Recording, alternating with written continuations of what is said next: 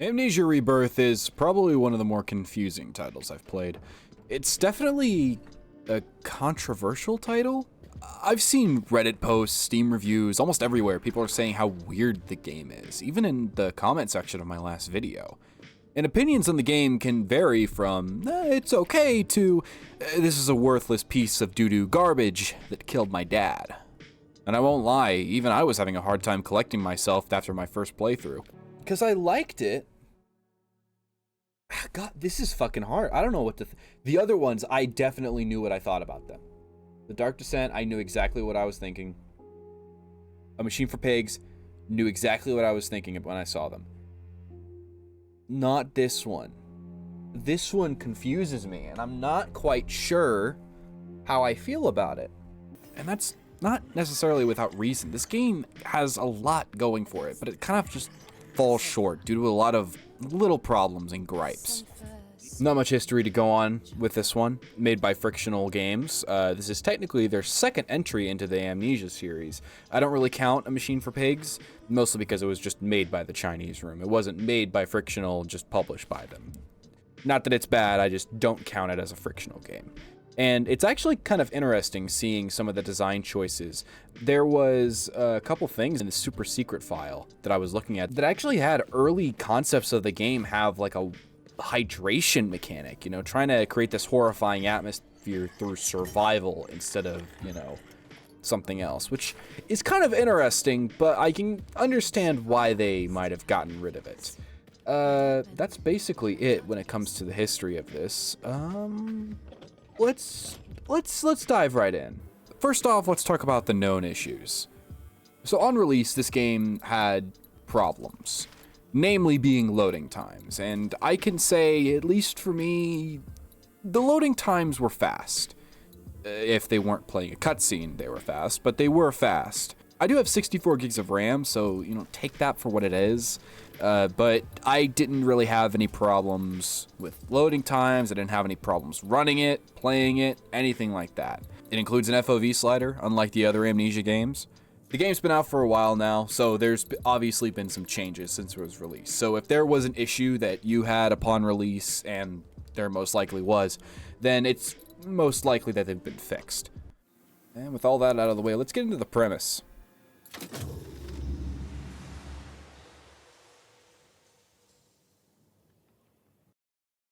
There is a moment when you realize what the pain has made of you. In hiding. Hey, I'm gonna pop in right here. I'm not gonna play the intro for this one because it's like 10 minutes long. So just to get you the gist, couple, plane crash, yeah, you're caught up. You are Tazi Trianon. You wake up after a plane crash in the middle of the desert to find that you're all alone. You hear the doctor calling on the radio, signaling that they found help and need all the survivors to make their way to the village. And very quickly you find that something isn't quite right. And already there's been like so many different flashbacks.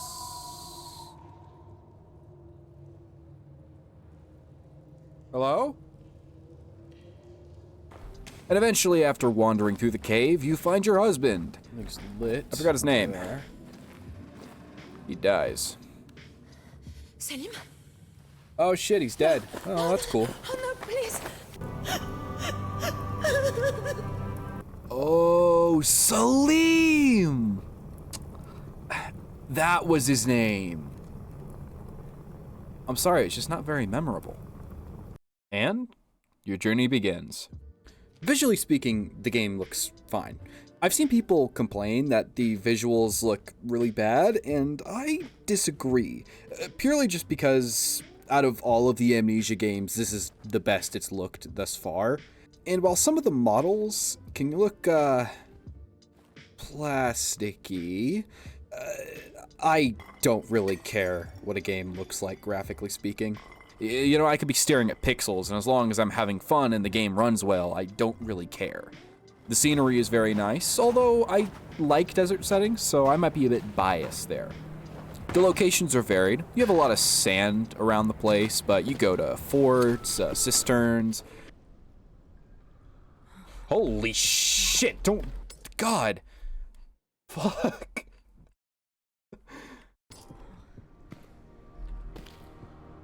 Oh. Yeah. I get you. Oh my god. Ancient portal rooms, alien dimensions, you know, it's all, you know, kind of. I'll get to that last one. The game also has a different style that none of the other games have. It's just kind of different from A Machine for Pigs and The Dark Descent, you know? But there's also a bit of visual weirdness, if you want to call it. There's a strange cross-hatching fade that happens whenever something fades out or disappears.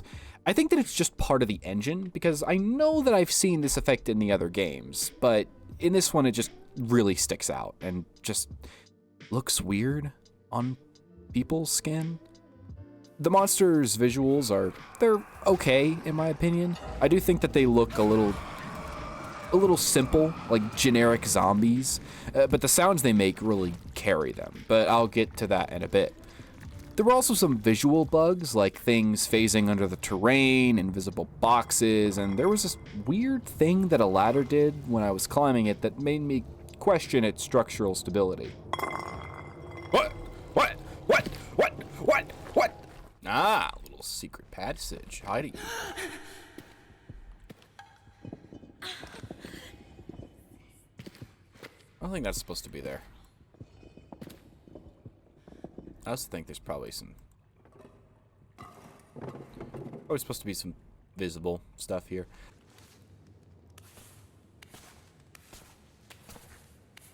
What? I wouldn't trust those. Just saying. I wouldn't trust them. Also, and this isn't a problem for me, but I do think the placement of oil and matches are a little weird. I'm just saying, if I were looking for oil or matches, the last place I would look would be a Roman barracks. Or, you know, an alien dimension. Just saying. Yeah, speaking of the fucking alien dimension, I think it looks pretty neat. I like the architecture of the place, you know? Although it can get confusing at times, but I kind of think that's the point. I liked it. Good job. Mother Mary, not again. As I've said in the last video, Frictional Games has never been bad with sound, so in this game, it's as good as always. Jesus.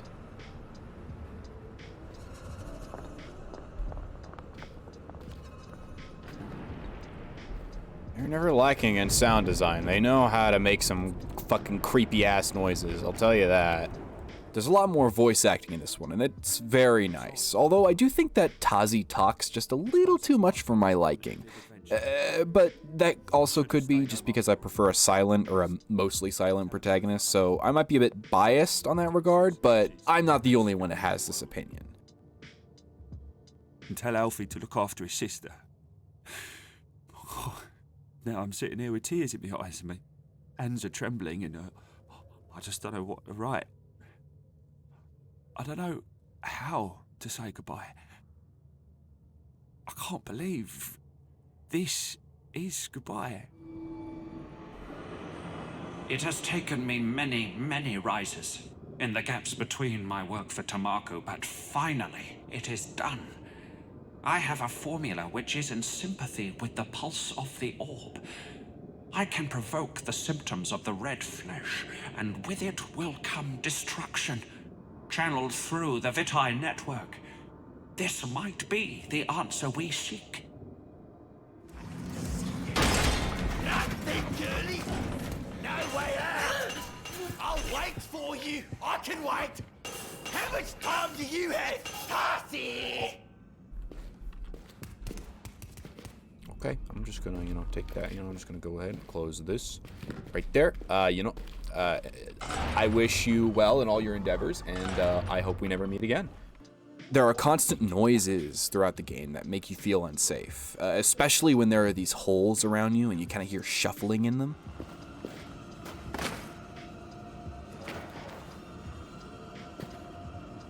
Although I will say, I do prefer the Dark Descent's creepy noises. The Dark Descent gave off a more haunted vibe, you know? You weren't really quite sure if the things you were hearing or seeing were real or not, you know? Kind of falls into that Lovecraftian, you know, questioning what you see, your sanity tricking you, that kind of thing. This game has a more grounded approach, in the sense of something definitely made the noise around that corner. I hope it doesn't kill me, you know.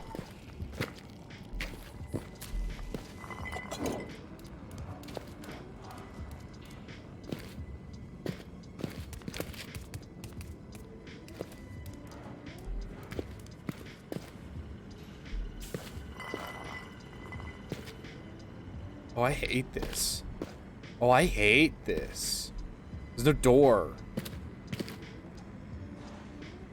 God, I heard that. That was down there. And you might like that more than the original's way of doing it, but for me, I prefer the Dark Descent's creepy vibes. But that doesn't mean that this doesn't get me on occasion. PGO, dug away, killed. Men report animal attack. They're jumping at shadows.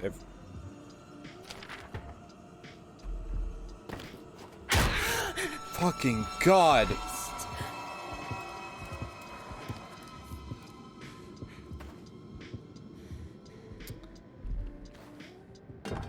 Fuck you. Monsters make a lot of creepy sounds, and I think it fits them very nicely.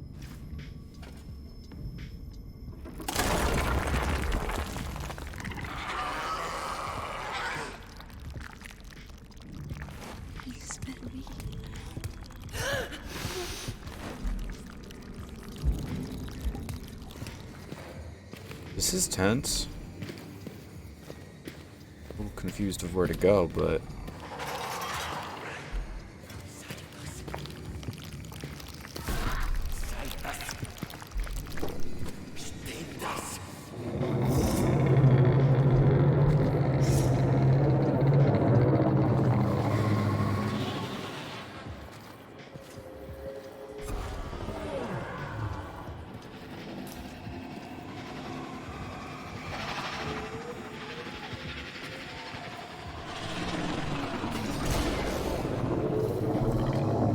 And lastly, a little critique, or, you know, something bad. Your fear, which is the game's sanity, gives off a crackling effect that I could really do without. It just kind of gets grating after a while.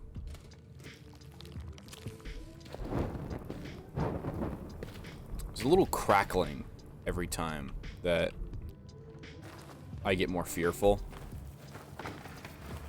Not sure if you guys hear that. Now we're on to gameplay. So, to start off with, this game has two different game modes, Original and Adventure. Original has monsters, resource management, etc. Adventure mode doesn't have fear or monsters. There's no danger in Adventure mode. And it also includes more puzzles than the original.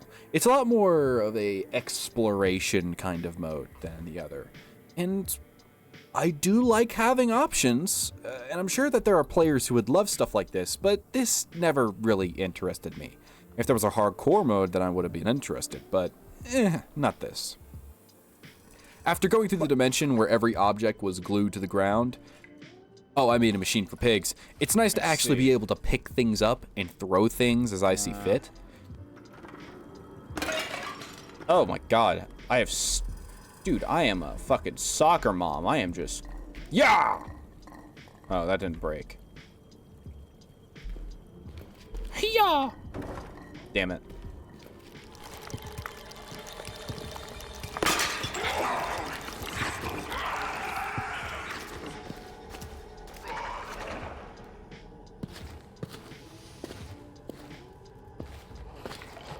I get away scot-free. Although I do think that the first hour or so of the game drags on, you know, like a lot. There are almost constant flashbacks, and I swear, like 20 notes on the ground, each of them giving me another flashback.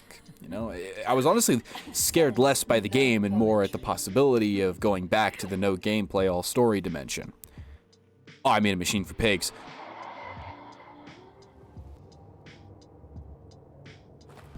Hold him more tightly, or the stitching will tear. Okay, can I move? I'm sorry. I will be still. But it does get better after you exit the cave, where you do get to do some old-fashioned Amnesia puzzles. Although they are a little more straightforward than The Dark Descent, nothing this game had was as obvious as a Machine for Pigs' puzzles. I should probably stop calling back to a Machine for Pigs. The Dark Descent had these hub areas where you had to go back and forth between rooms to find a solution to move on. Not that this game doesn't have those. You have the fort, the portal room, you know, but the Dark Descent consists of hub areas that led to other hub areas. This one has less of those and more straightforward solutions, if that makes any sense. There's some new equipment to use in this game. Matches. And that's it. Matches. Get those. Those are more important than my life. Oh my god, don't do that to me. Matches are like the tinderbox's distant cousin. You know, related, but slightly. I actually think they're better than the tinderboxes in The Dark Descent. You can use them to light up candles, torches, other light sources, all with one match, so long as it's lit. You can even use the match itself as its own light source, and although it does run out very quickly depending on how much you move, you know, there's a lot of matches around, but I'll get to that in a second. The lantern has returned with a new look, and it even has a little meter on the side that shows you how much oil you have left. You know, I like when games do this, you know, clever ways to show stuff like this. It improves immersion when I don't have to stare at bars the entire game. Oh, it says the level on the lantern. Oh, I like that. I like that. I like that. That's a clever way to do it. That's a clever way. Fuck you! Although the lantern did take a heavy nerf, I feel like this thing runs out in like 5 minutes. I think this thing actually does run out in 5 minutes. But I feel like the developers knew that, because there are matches and oil everywhere. If you go back to play this game, so long as you look in anything that remotely looks like a container, you should be constantly full on oil and matches. However, there is a limit on how many matches and oil you can carry, which I was a little annoyed with. Just because I was constantly full on everything, you know? Especially the large lantern oils. You know, I kept running into those things, and it's like, I'm constantly full on these things. Why do I have a limit? There were so many matches and oil lying around that I felt no need to conserve anything. And frankly, you shouldn't. I was always using matches to light up new areas, and I also used them when I was hiding from monsters to keep my fear down, which was pretty cool, I think. Sanity and health have been replaced by fear, which goes up when you take damage, look at something spooky, or you're in the dark for too long. Fear goes up not by completing puzzles, but by drinking laudanum or checking up on the baby. Again, I'll get to that. Sometimes the fear can be a little inconsistent. Some areas were dark and I had no problem being in them, and in other areas I was like 2 feet away from a light source and I was experiencing the fear effects. Some dead bodies give you fear when you look at them and others don't. It's just a bit inconsistent. See, why doesn't this make me scared? But like back at the torture place, there was like a dead body on screen that Tazi was freaking the fuck out over. We're away from him now. Like, just be consistent, please.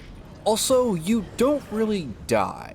You kind of just black out and wake up in the previous room. This is because of story reasons.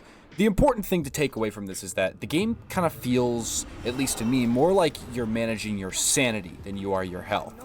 Since they're kind of pseudo-linked in this game, which can be kind of tense when you have to cross a room without getting spotted as the darkness hides you, but it also drains your fear constantly, so you kind of have to be quick about it.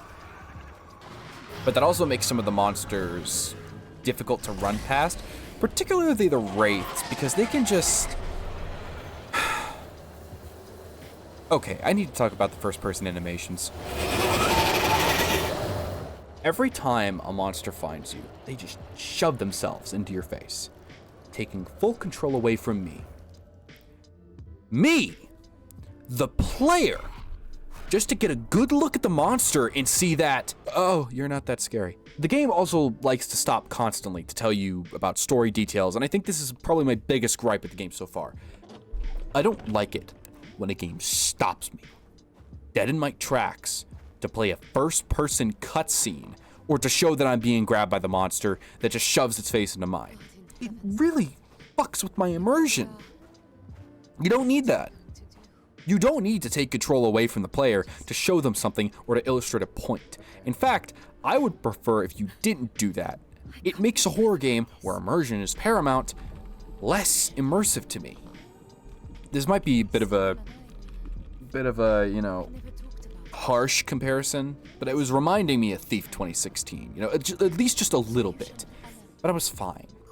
I was fine with all this, okay? Contrary to what I've been doing this entire time, I don't like comparing this game to The Dark Descent or even A Machine for Pigs, because I want to let all these games exist by themselves, you know, stand on their own merits, and not be reductive by saying, oh, well, the old one did it better, so this one's automatically worse.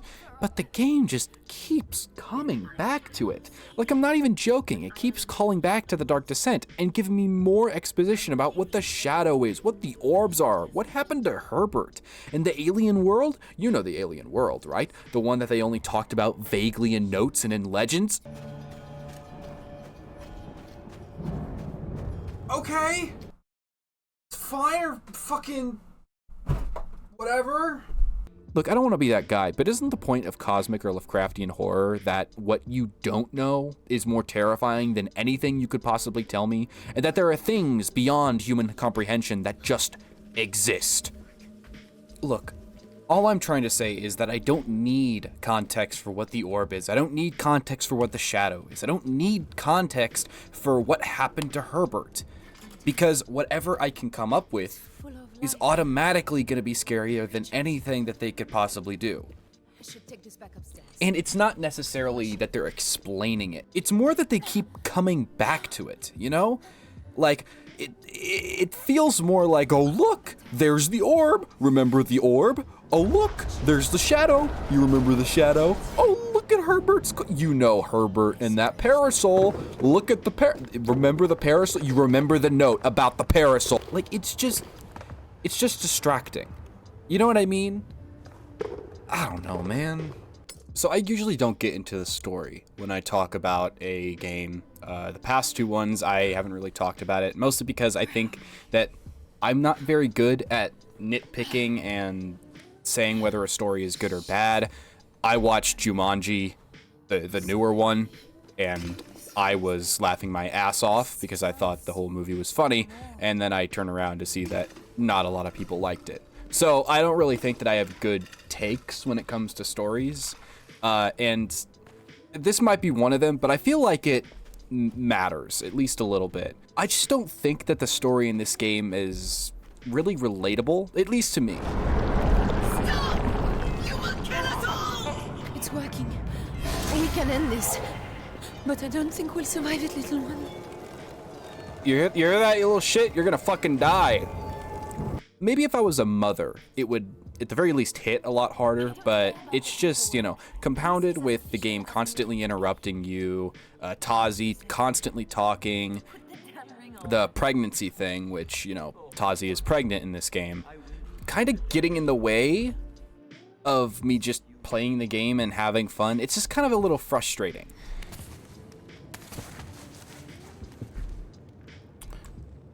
Oh, it's slowing me down because she's pregnant. I get it, but like, could you not? I kind of grew more to resent Tazi more than really feel for her, if that makes any sense. I need the other canister that I used for the door. Right! You don't need to tell me. I can figure that out for myself, but I guess thank you for telling me. I hate you, Tazi, but I'm not really gonna get into the story like the last videos. It probably makes a lot more sense if you were, you know, going through it, and I feel like me explaining the story to you just kind of doesn't do it any justice at all, if there is any for this. I will say though that at the beginning of the game there's this kind of little preamble that happens. It's kind of like a loading screen, but it, you know, pops up some words or whatever. It basically says that this game is not meant to be played to win. You're supposed to immerse yourself in the story and all that kind of stuff. And no offense, Frictional, but I don't play games to win. I play them to have fun. And while Amnesia Rebirth did have its moments, for me it just wasn't very fun, at least compared to the other ones, you know? I don't like interruptions. I don't like the game taking control away from me. I don't like it when the story gets in the way of me having fun.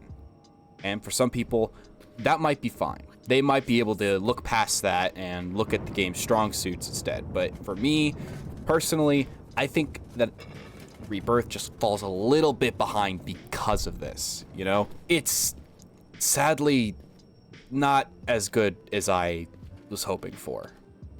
Overall, it's not bad, okay? I'm not gonna go and shit on this game and say, well, I have been shitting on this game. I'm not gonna say the game's bad after shitting on it for all this, the past 15 minutes, you know? If you like The Dark Descent, you'll probably like this, you know? Just prepared for a drawn-out intro, you know, and a lot of first-person cutscenes and some weird resource management, you know? Not to mention, this game, much like The Dark Descent, has a super secret file. So, if you like, you can look at all the voice acting stuff, potential design choices, and concept art. Oh my god, that is way better than the fucking Skinny Man, what the hell? Well, I do agree that this game isn't as good as The Dark Descent, you know, I guess. I still had a lot of fun with it. Just watch for a price drop or a sale, because, well, $30 is a bit of an ask, but it could be worse. Dear God, wait, hold on.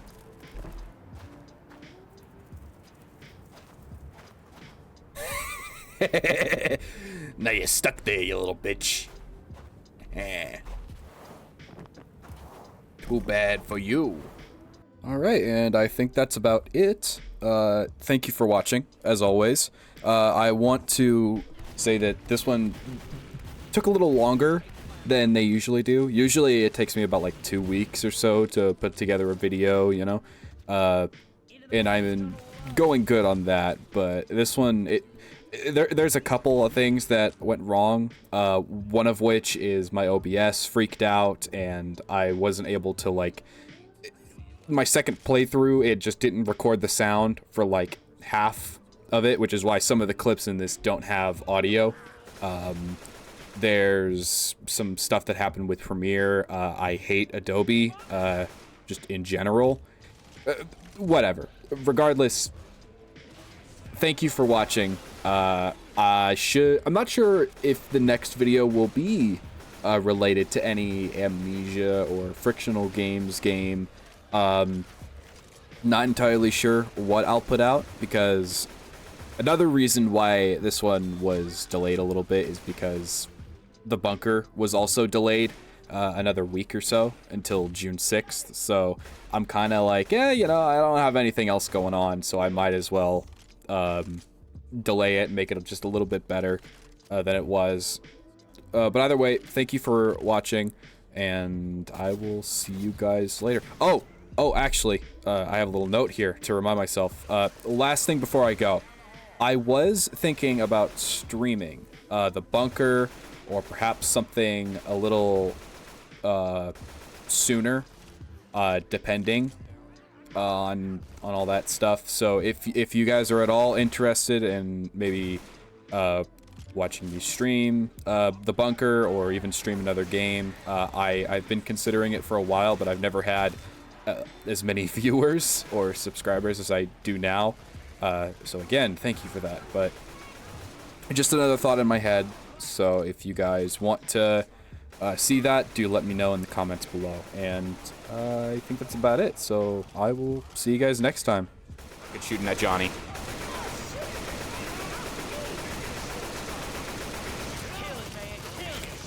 Keep shooting Johnny. Keep shooting Johnny.